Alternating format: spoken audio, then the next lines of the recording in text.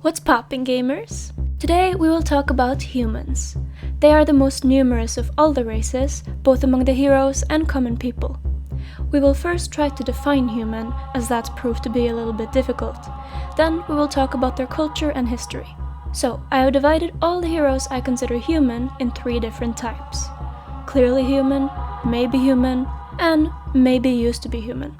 The clearly human category are the obvious ones such as Crystal Maiden, Omni Knight, Legion Commander, Luna, and Chen.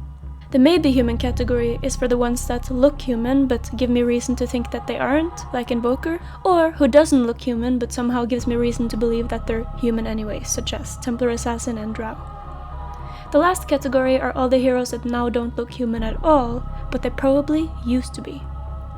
Okay, now let's define human. The best way to do that, I think, is listing the ones I've put as clearly human, and then argue who from maybe human also belong with them.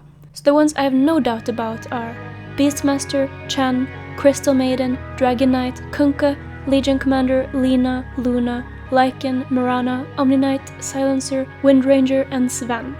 Sven is only half human though, the other half Maranth, and Lycan later got cursed into his more wolf-like appearance. All these heroes have similar skin tones to what we have in the real world, body shapes and sizes within reason, regular hair, teeth, nails and eyes, and do not seem to possess an abnormal amount of power relatively within the dotaverse. Also, most importantly, their ears are round and not long like elves.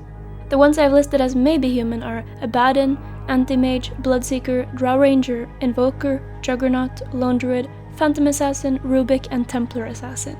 Rubik is almost definitely human. I only have him in this category because we can't see him. Abaddon is probably also human. I'm only hesitant because his cosmetics, where we can see his face, are a bit contradictory. Bloodseeker either is a human for sure, or at the very least used to be. His appearance has only been altered in his service to the Flayed Twins. This is further confirmed by him being in the Human Alliance in Dota Underlords. The rest are in this category either because their skin tones are unnatural, or their ears are pointy. Drow and PA has blue and green skin, but otherwise look very human. The other Veiled Sisters, which Phantom Assassin is a member of, also seem to be human women. The Drow people are actually a trollish, ugly race, and should not be confused with what Drow Ranger looks like. She is an orphan, raised by the Drow. I think it's safe to say PA and Drow are human, and that maybe the range of skin colors is bigger in the dotaverse than our own. Juggernaut and Anti-Mage are almost guaranteed human, since their orange skin is not very unreasonable once we have allowed blue and green, and other than their impressive muscular mass, they don't give off any indication that they aren't human. The discussion, however, arrives at Invoker, Templar Assassin, and Lone Druid, the humans with pointy ears. First of all, I think Lone Druid's ears are because of him taking some of the bear traits, even in his human form. But TA and Invoker have nothing to do with animals, so then the question is, were they born with their pointy ears? Or is it something you acquire? I can't remember where I heard or read it. If you remember, please tell me in the comments and I will pin it. But I remember someone saying that maybe pointy ears have to do with aging. That would explain Invoker, since he has used an immortality spell and lived for a very long time. Kind of like how Aglodes lose the red pigment in their skin when they age, maybe human ears get pointier? But Templar Assassin doesn't seem that old, though she does have enough knowledge to compete with the wisest old wizards. What if it's not age, but knowledge that grows the ear tips? While I think this is cool and all, I highly doubt it. Another theory I can't remember where I read is that humans used to have pointy ears, but over time they have evolved to be more round. That again explains why Invoker has pointy and others don't, but would mean that TA's line is an ancient one full of inbreeding. Speaking of breeding, TA and Jug have been romantically involved in the past apparently, which could be another piece of evidence that if either is human, both probably are. It's also worth noting that there could be a separate race of people who are classified as elves, who have pointy ears and vibrant skin colors. But I doubt that. My personal headcanon is that the human race is much more diverse in the Dota world, where you can have skin colors like pink and green and bright orange, and maybe ear shapes are like hair textures in our world, from straight and thin to curly and thick. Maybe some parts of the Dota world have pointier ears than others, and some parts of the world there was an evolutionary advantage to having greenish-gray skin. The heroes who maybe used to be human include Death Prophet, the Three Spirits, Grimstroke, Necrophos, Pudge, Wraith King, Spectre, and Undying. They have for various reasons turned into something different and broken the laws of what should be possible for a human, both when it comes to appearance and powers. So human culture as a whole is pretty similar to our own. Small villages, big kingdoms, merchant hubs, all-consuming empires, ever-moving nomads, and cutthroat slums. On a scale from keen to oglodi, they are pretty much in the middle. They have some of the ingenuity and inventive intelligence as the keen folk, but also some of the brutishness and physical potential of the oglodi. What's unique to humans compared to other races, though, is that they seem to, more than other kinds, have a need to believe in a faith. While the keen shun it and favor science, humans strongly worship their one true god. In my Dota theology video, for example, I talked about how the omniscience, which Omniknight believes in, Obelisk, who Chen believes in, and the Remescue faith, which Necro used to be a cardinal for, may all be the same deity. There are three very strong faiths, of which the believers are not afraid to use violence in order to spread, and they are all very similar to the Abrahamic gods of our own world, especially Christianity. Other human faiths are the goddess of the moon, Salamene, which Marana and Luna worship. There's many human civilizations we could talk about, but the most notable ones, in my opinion, include Stonehall, the Bronze Legion Empire, and Slam, the Merchant Kingdom within the nation Revtal. Stonehall is known for conquering its surroundings, and its army, the Bronze Legion, is led by Treston, the Legion commander. The emperor, though, is Galanius. It's very similar to the Roman Empire from our own world, both in appearance and behavior. There's two main events in the Dota world affecting Stonehall, which is up to debate whether or not they are within the same timeline. If they are, then the first is the abyssal attack we see in Legion Commander's comic, Tip of the Spear. It's also Treston's backstory from her Dota 2 bio. Brogus the Underlord attacked Stonehall with his abyssal horde from underground, and while Legion Commander eventually fought them off, Stonehall was destroyed. This story seems simple when you first read it, but I find it very interesting, because the Abyssal Horde is kind of a reflection of the Stonehall Empire. They both attack and conquer and take slaves, and expand without rest.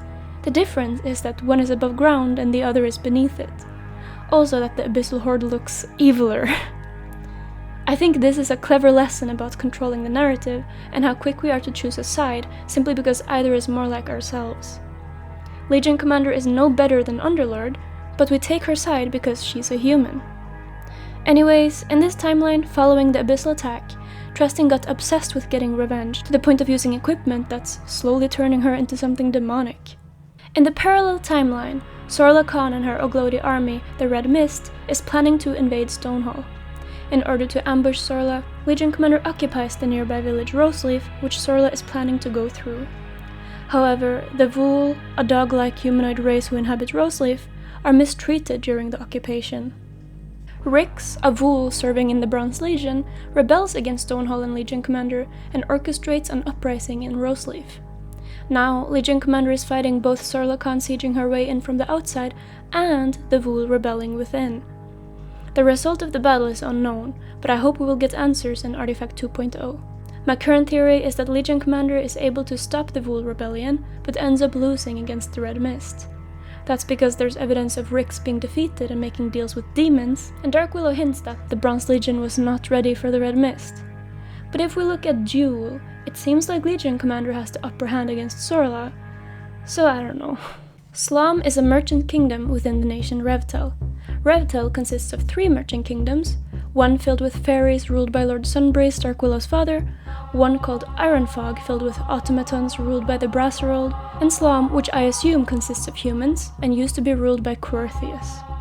I'm almost certain it's a human kingdom, because both Beastmaster and Lycan, who we know has lived there, are humans, and Quertheus himself looks like one.